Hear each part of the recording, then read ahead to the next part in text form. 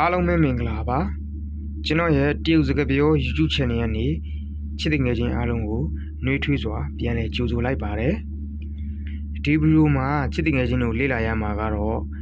မိသားစုအခေါ်အဝေါ်ဖြစ်ပါတယ်ကျွန်တော်ရဲ့ဗီဒီယိုလေးကိုမစခင်ကျွန်တော်ရဲ့ YouTube Channel လေးကိုမိတ်ဆက်ပေးပါရစေကျွန်တော်ရဲ့ YouTube Channel လေးဟာတရုတ်စကားပြောဗီဒီယိုတွေကိုတည်တံ့တင်ပေးတဲ့ YouTube Channel လေးဖြစ်ပါတယ်အဲ့တော့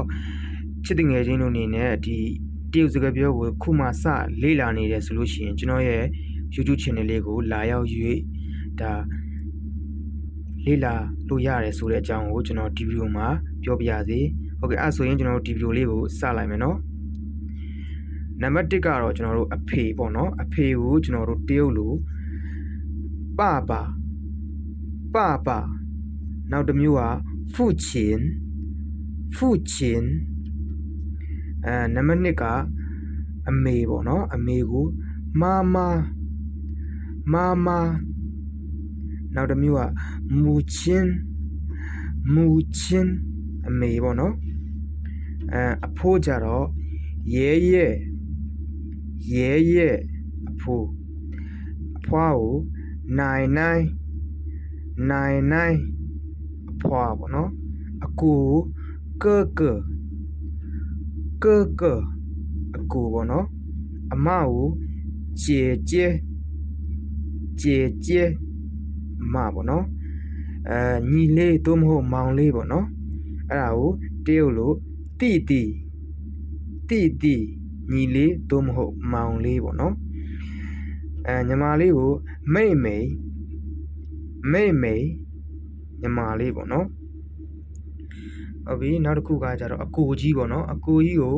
大哥အကိုကြီးအမကြီးကို大姐အမကြီးယောက်ျားလေးတွေပေါ့နော်ယောက်ျားလေးကိုပြောရင်男人ယောက်ျားလေးပေါ့နော်မိန်းကလေးကို女人မိန်းကလေးပေါ့နော်အမျိုးသားပေါ့နော်လင်ယောက်ျားကို丈夫နောက်တစ်မျိုးက老公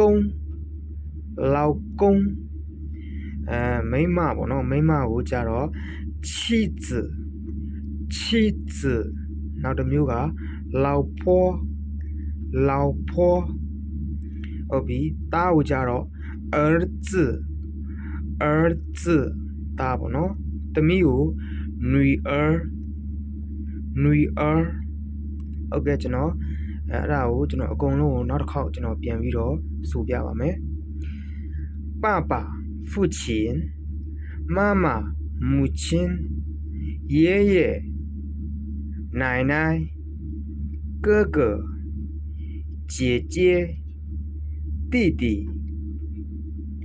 妹妹大哥大姐男人